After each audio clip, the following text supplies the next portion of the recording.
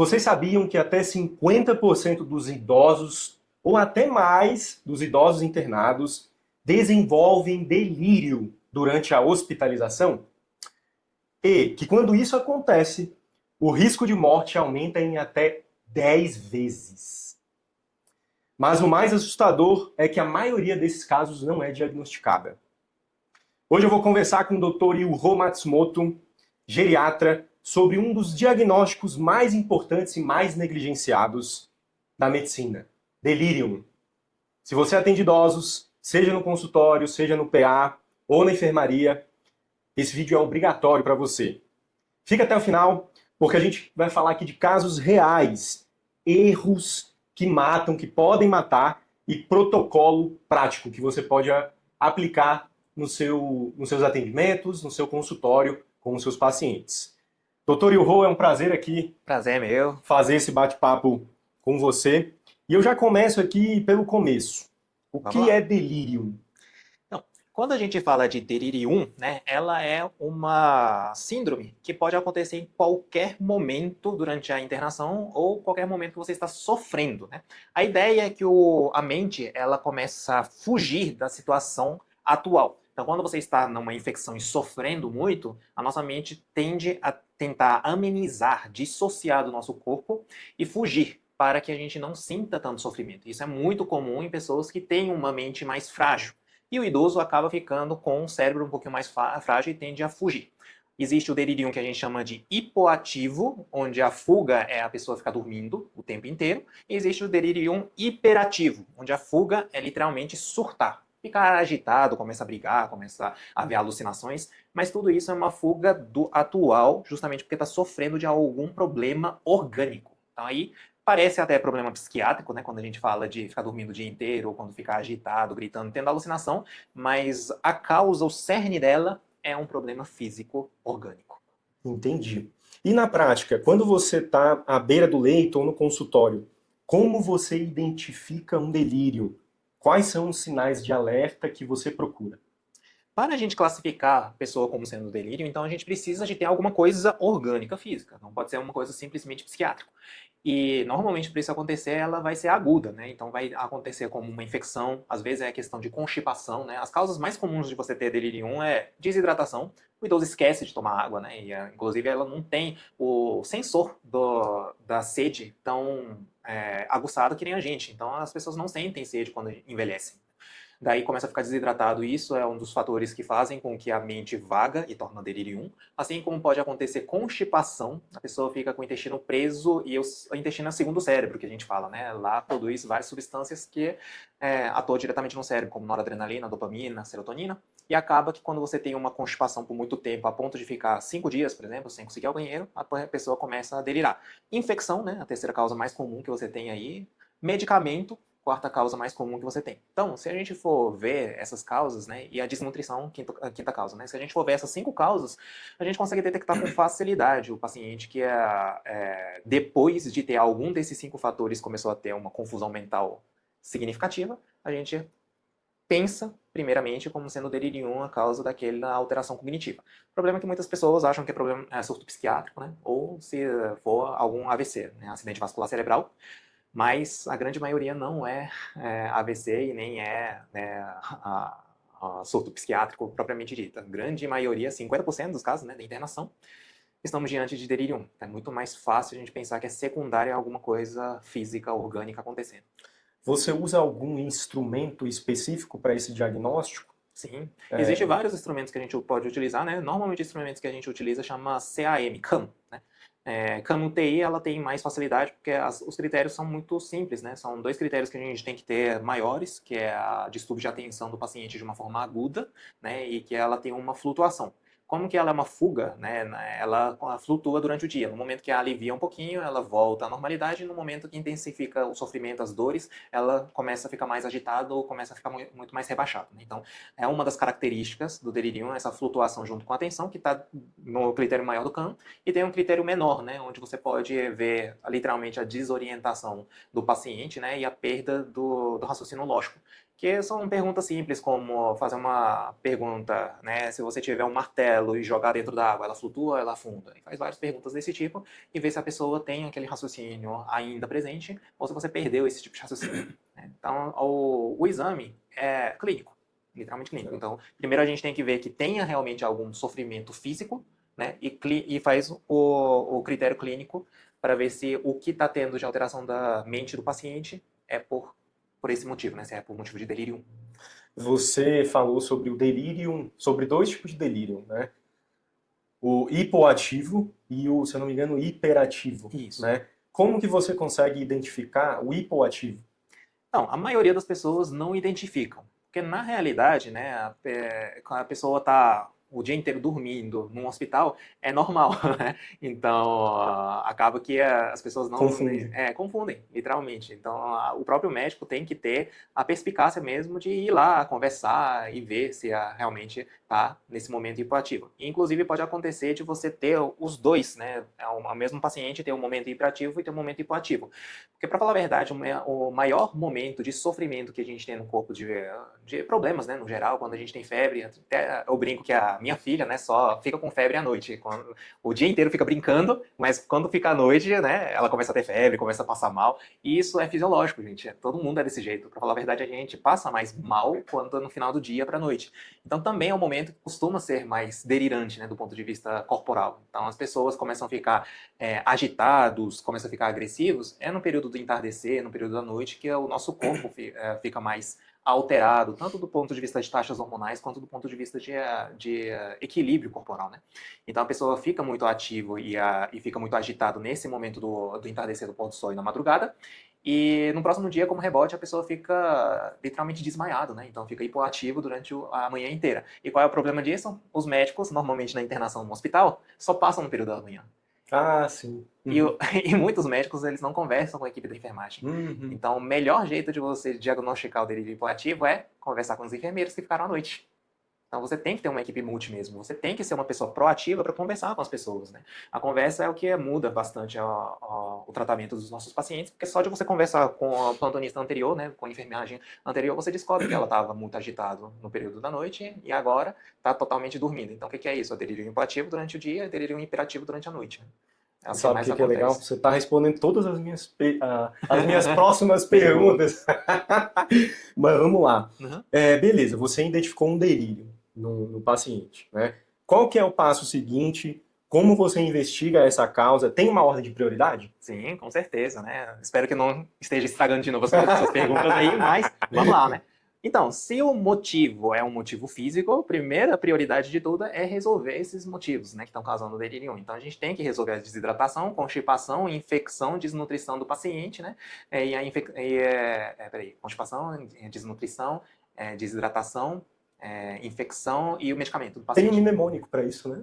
Tem É. até não tenho muita certeza, eram os Ds, né? Alguma coisa assim, droga, Ah, os cinco desidratação, Ds? desnutrição, isso, 5 Acho que uma vez você me Ds. falou sobre isso. Isso, tem aí, mas de qualquer forma são esses 5 que são mais comuns, né? De você ver que o paciente tenha problema e a gente tem que resolver todos, né? Dentro do medicamento. E o pior é que um dos medicamentos que causa mais delirium é o mataleão, benzodiazepínico, né? Que faz com que cede. Então a pessoa acha que está melhorando a pessoa e piora. Né? Tu vai lá, utiliza um diazepam ou um clonazepam, né? O Rivotrilzinho para dormir, porque tá agitado a noite inteira. Tá hiperativo. Tá hiperativo, manda esse medicamento e ela é uma das causas mais comuns de ter delirium, né? Então, Que era a minha próxima pergunta. tá vendo? Estou estragando todas as perguntas. Mas legal, né? muito bom. Então, Olha aqui, ó. E medicamento, né? Vários remédios podem causar delírio. sim. Existem vários remédios que podem causar. Quais são os principais? Você acabou de falar que tem os benzodiazepínicos, né?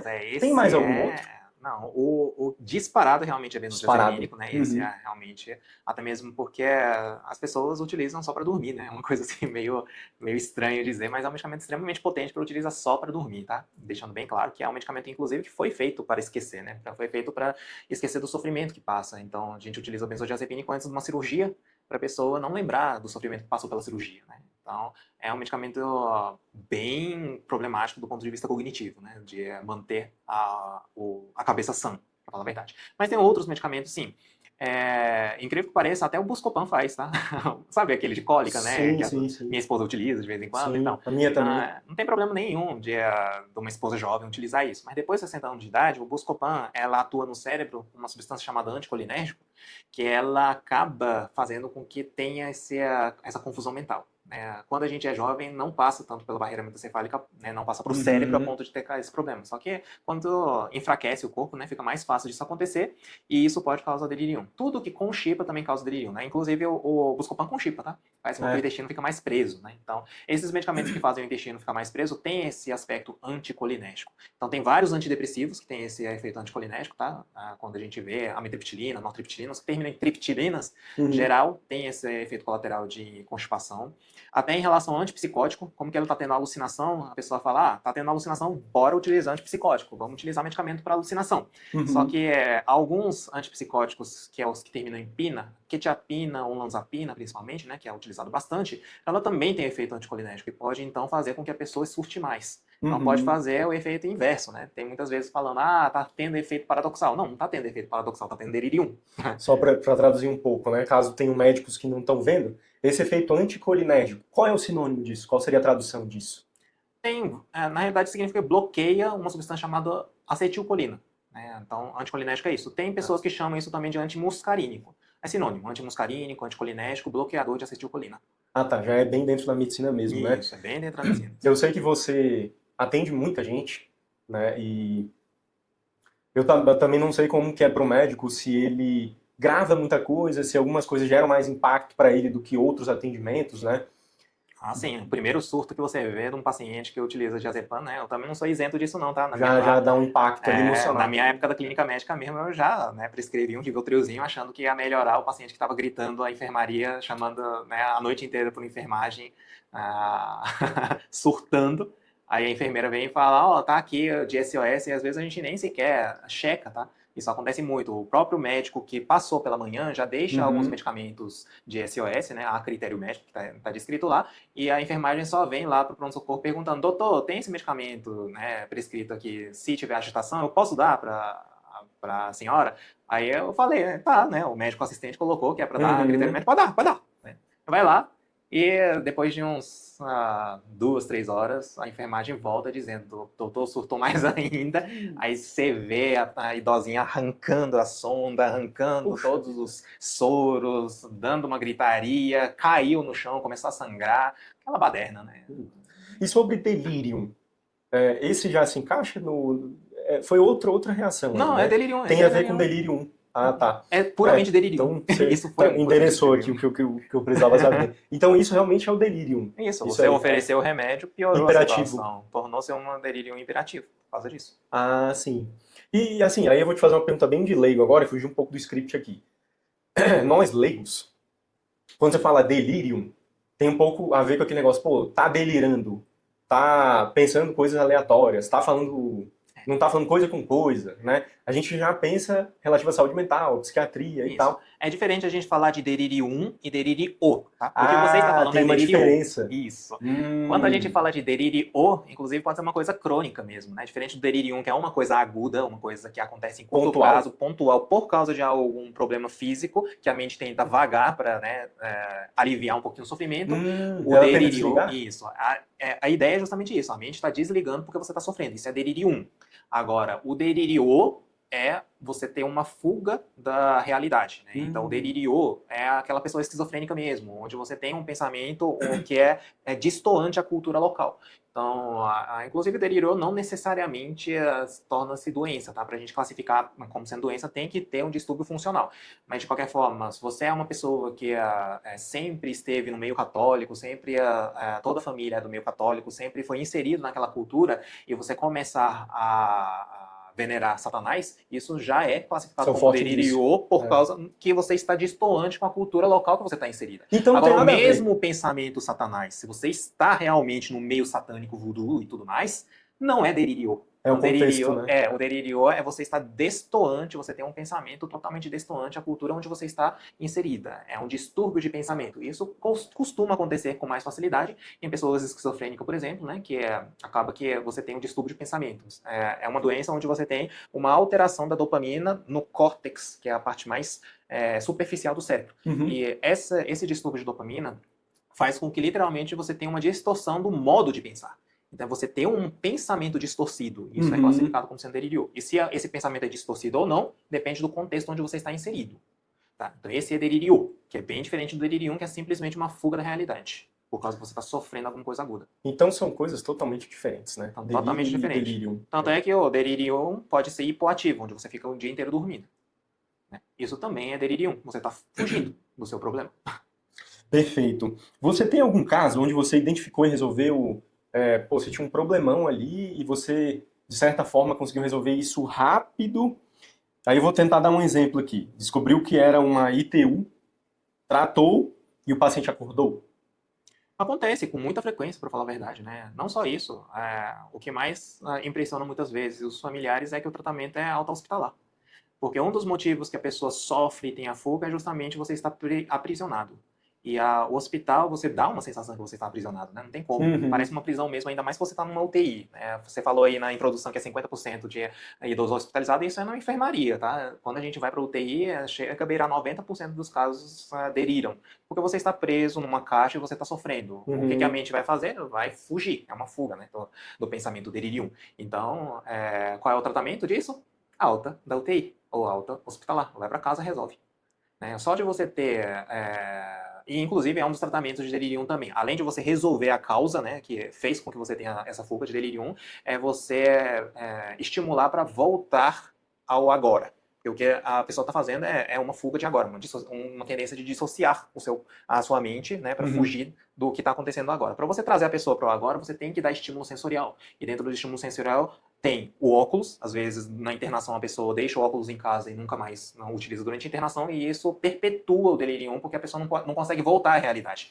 Porque para você resolver isso, não só você tem que resolver a causa, né, que fez com que a pessoa tenha a fuga, mas você tem que dar uma oportunidade para a pessoa voltar para o próprio corpo, literalmente. E como é que você consegue identificar, por exemplo, que esse negócio do óculos poderia ou pode ajudar muito essa pessoa, né? Pela sua experiência ali? Todos os delírios. Tá? Inclusive, isso é científico, né? Demonstra que pessoas que utilizam óculos aparelho auditivo, você demora a voltar do delirium se você não está utilizando óculos ou aparelho auditivo. Já tem vários estudos científicos demonstrando isso. Então, Legal. todas as pessoas que entram em delirium, você tem que trazer todos os aparelhos sensórios que o paciente utilizava antes da internação. Senão a pessoa não volta do delirium. E não é difícil pensar nisso, né? Eu que uso óculos a minha vida toda, parece que quando eu tô sem o meu óculos, eu não tô pensando direito. Sim. Eu não tô enxergando tão bem as Você coisas. não está aqui, então você tem que trazer a pessoa para o agora, né? Então existem várias técnicas. Uma das técnicas, né, além do sensório, é literalmente ter luz solar. Abre a janela, recebe a luz solar. Isso traz a pessoa para a realidade, né? Isso traz a pessoa do delirium para uma pessoa sã, tá? Existe técnica também de caminhada com sem um sapato, né? Tira o sapato e caminha para você sentir. Isso chama grounding. Inclusive inclusive é uma técnica, né? Isso. É uma técnica da psicologia, é cientificamente comprovada e é utilizada. Levado para várias outras áreas, porque eu já vi esse termo até em dança. Sim. Que eles usam o grounding para finalizar o movimento, pô. Você aterra todo o teu corpo, né? Sim. Bom, pô, muito interessante então. Musicoterapia, tem vários Musicoterapia? jeitos, né? Estimula as pessoas para sentirem que pode voltar. Vou fugir até um pouco do script. Eu tava vendo um documentário, que eu não vou lembrar o nome agora, talvez eu lembre depois, mas ele é de musicoterapia. Não sei se você já viu esse documentário, mas ele tava... esse documentário ele ia ali em pacientes idosos, de pacientes idosos que estavam diagnosticados com esquecimento, acho que é Alzheimer. Acho que eles estavam com Alzheimer. E aí, quando colocava o fone neles, com a música, eles, de repente, eles saíam de um cenário de que eles não conseguiam nem falar direito, lembrar das coisas, para tipo um cenário como se fosse um hipo para um hiper. Sim. Tipo, o cara começa a falar, começa a lembrar um monte de coisa, né? Eu lembrei disso quando você falou da musicoterapia, né? Voltar, dar estímulo para a pessoa voltar à realidade. Parece que o Alzheimer, ele não danificou, não sei se esse é o termo, algumas áreas do cérebro que a música consegue acionar. E aí isso aí faz melhorar ali a parte Sim. de memória, né, da pessoa. Não deixa Interessante, de né? ser lei da inércia, né? Porque quando a gente está parado é muito mais fácil de manter parado. Quando a gente Aham. movimenta é muito mais fácil a gente manter movimentado. A gente tem que ter algum gatilho. E muitas vezes esse gatilho pode ser uma simples musicoterapia, né? Teve gatilho, ativou o cérebro, aí para manter ativado é muito mais fácil do que você esperar que a pessoa do nada ative, né? Aí eu vou até fugir um pouco do script, trazer um caso mais dentro da minha realidade, que, que é um caso de um idoso, né? No caso, o vô da minha esposa, né? Vou trazer esse caso para a gente tirar algumas dúvidas aqui. Ele tem demência, se eu não me engano, Sim. né? E aí, ele não tem esses episódios de esquecimento e tal, mas ficou muito crítico há uns 2 meses atrás para ele, que ele teve que ser internado. Ele começou ali a ter muitas complicações ali na parte do fígado, começou, aí teve que ser internado, exames alterados, né? E aí despertou até uma pergunta, assim, entre mim e a minha esposa, no sentido de a família não está preparada para essa situação, né? Sim. Então, elas nem sabem, elas não conseguem saber da gravidade que um certo tipo de exame ali alterado ou o que está acontecendo ali é muito grave no idoso, né? Sim. E aí, nesse sentido, ele foi internado, né? E às vezes você vai para um hospital que não tem as melhores formas de tratar e de examinar para entender, né? Então, no sentido de dar um medicamento, fazer o exame de novo e tal. Na sua visão, o que que você recomenda, ou o que que você sugere para os familiares, como que eles deveriam se comportar num tipo dessa situação, que o idoso dele piora tanto que ele tem que ser internado?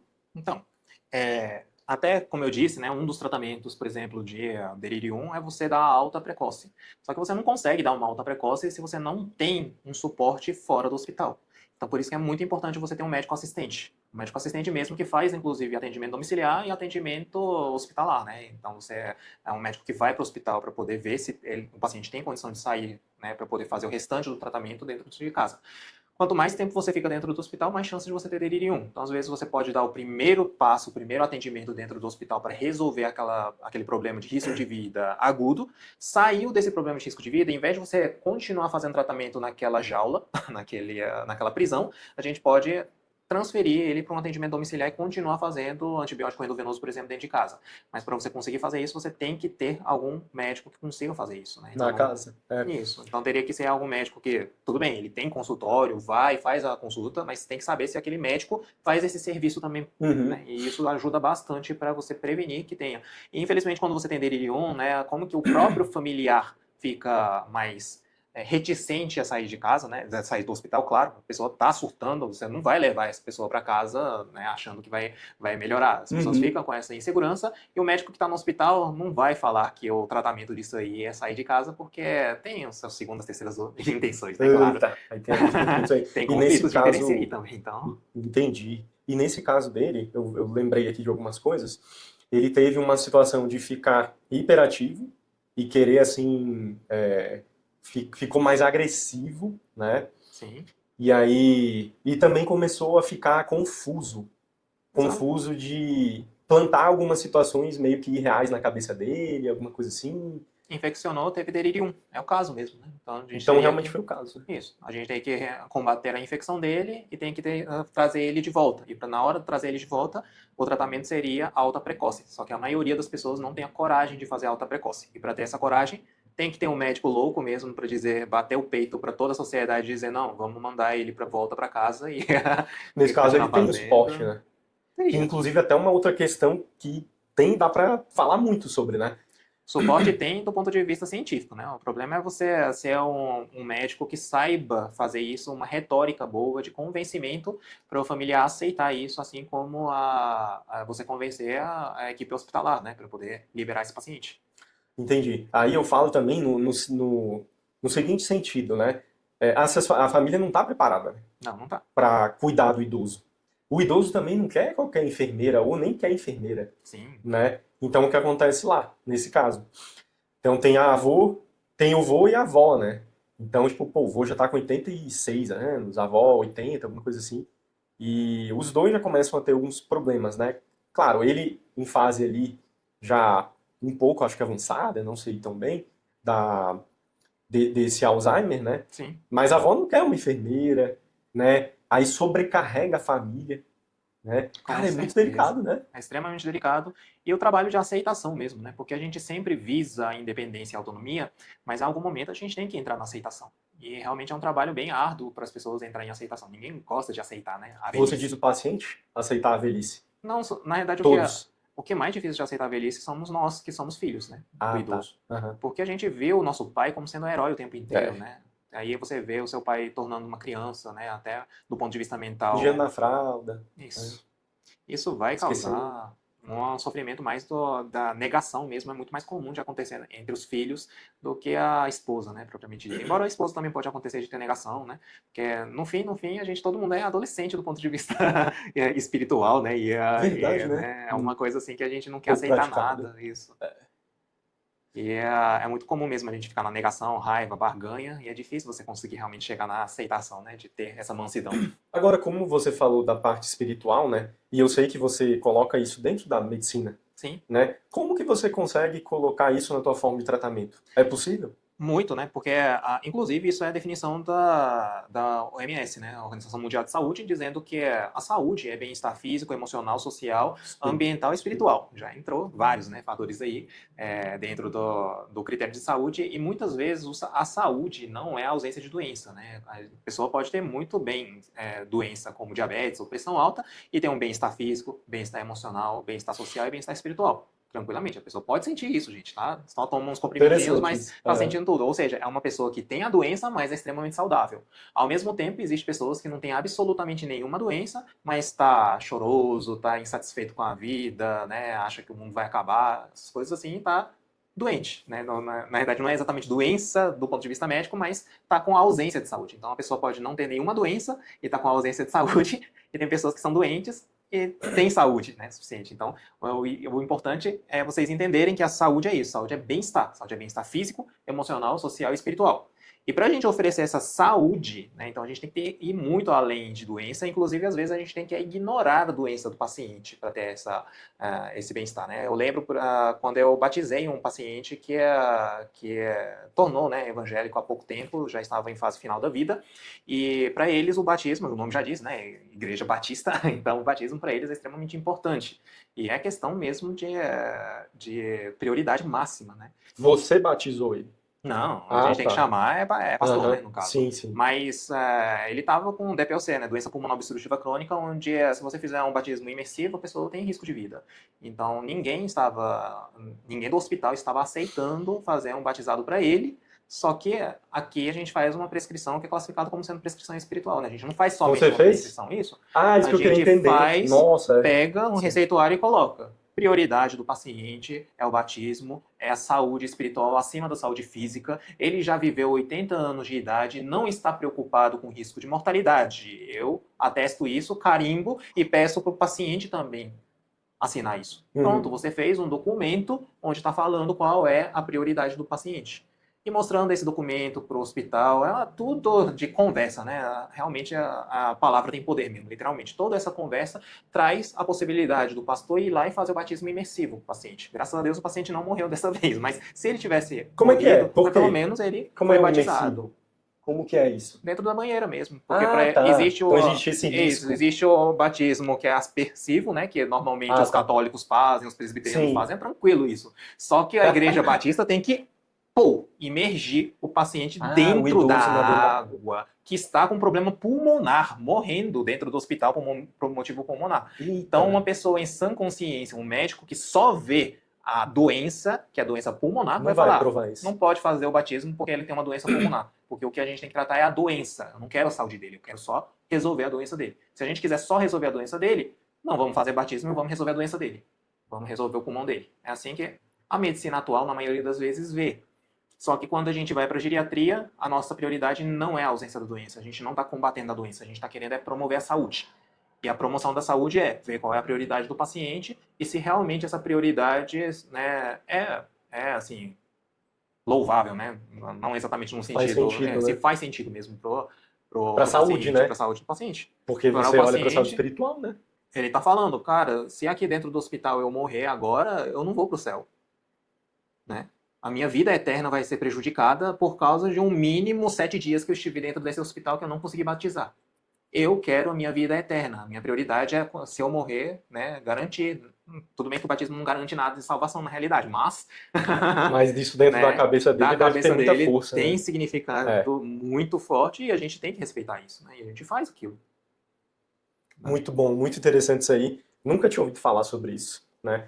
Porque, tá, tudo bem, tá escrito na OMS, mas como que isso é posto em Na prática, prática, né? Como que você vai né? fazer um Você vai trem fazer desse uma na prática? terapia, você vai conversar, recomendar que ela vá na igreja, ou no culto, ou no, E né? até a gente conversar tudo isso para toda a equipe do hospital, convencer os familiares, né, também, porque não são todos os familiares que são batistas, e conseguir colocar isso na prática, você é chamado de louco, né? De verdade. Com Mas, certeza, né? né, a gente Mas, tem que pensar mesmo nas prioridades de cada um e fazer o que é, né?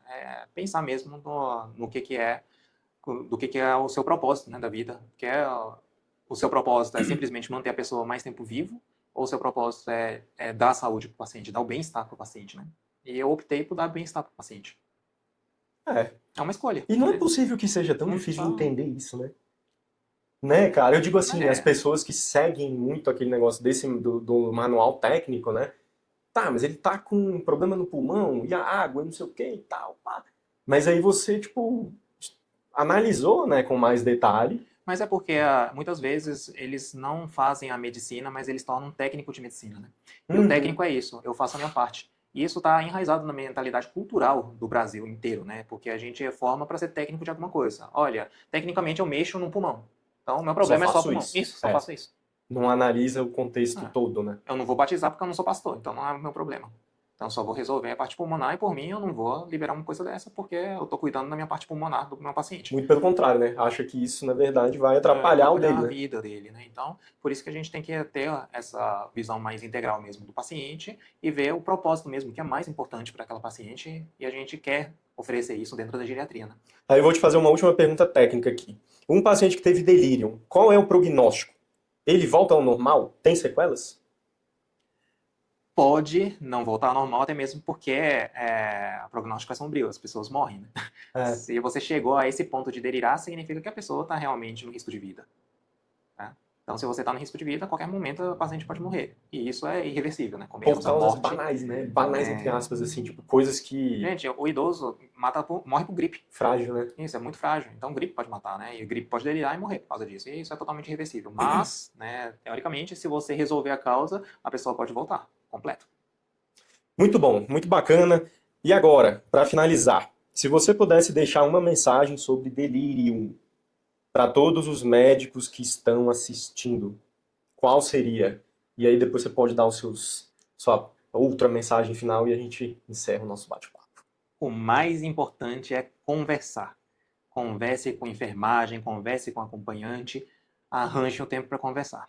A realidade atual é que um médico fica atendendo 20 pacientes internados, né, em um intervalo de 4 horas. Se você fizer uma conta besta mesmo, né, banal disso aí, você vê que o médico tem que prescrever, fazer uma prescrição enorme de um paciente em 15 minutos.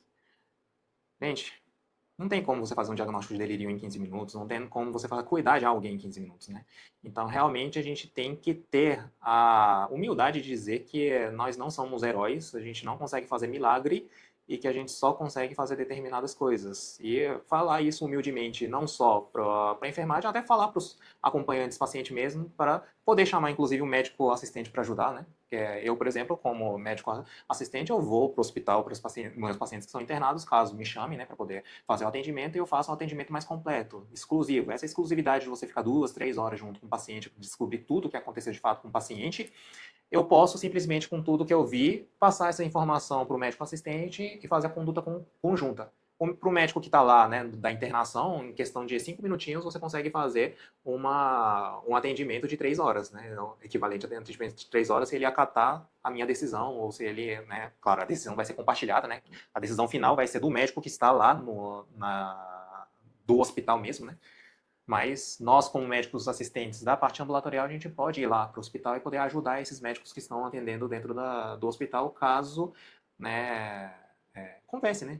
Caso a gente comunique melhor. A palavra literalmente tem poder, eu acredito muito nisso, e inclusive, como eu falei, né, no início, que é o delirium hipoativo, a gente consegue fazer o diagnóstico sabendo que teve um hiperativo à noite com a equipe da enfermagem. Então, só de você ter esse contato, conversa, né, isso faz uma diferença para a vida dos nossos pacientes. No final das contas, a gente não consegue fazer nada se a gente não conseguir conversar, né, se a gente não conseguir comunicar e descobrir. A clínica é soberana é um clichê dentro da medicina, mas é verdade. A clínica soberana, quando a gente fala, é que a conversa é soberana, né? O psicólogo mesmo faz o tratamento inteiro dele só com conversa, papo, né? Quanto é poderoso a gente conversar. E as pessoas têm que aprender a conversar. A grande verdade é isso. Não só o Perfeito. médico, né? Os acompanhantes também têm que aprender a conversar, os pacientes também têm que aprender a conversar, não ficar escondendo, né? Tem vários pacientes que escondem um bocado de coisa. Isso é falta de capacidade de conversar, literalmente, né? E acaba levando à morte, a depender do que ele está escondendo. E poderia ser uma coisa reversível totalmente. Se ele tivesse abrido o jogo, né? E tivesse a humildade de conversar. E olha que né, eu sou japa, né? Dá pra ver aqui até. Cara, se tem uma raça mais difícil de conversar, né? É o Convenhamos, japonês, né? É o japonês. mais E reservado. confesso que inicialmente eu tive muito problema com isso, né? A minha esposa me curou praticamente nesse aspecto. E a gente fala isso mesmo, né? Pra você conseguir aprender a conversar praticando mesmo. E existe também técnicas de conversa, retórica e tudo mais, a gente aprende essas coisas assim mesmo, mas é você realmente abrir a mente e dizer, não, eu preciso de conversar. É o primeiro passo. E eu gostaria que as pessoas que estejam vendo aqui que abrem, né, essa mentalidade e começam o seu primeiro passo como eu comecei. Vamos começar. Então, bacana. Então, isso serve para médico, para paciente, para Para professor, todos. para aluno fazer a Exatamente. pergunta, para o professor poder Exato. responder. O aluno ficar com a vergonha de fazer pergunta, gente, vocês Não são está exercendo, estudantes aluno. justamente, né, para você fazer pergunta para o seu mestre. Vai lá, conversa. Com essa, ficamos aqui, então. Com certeza vão ter Amém. mais conversas aí. Muito obrigado, doutor. Eu que agradeço. Muito obrigado.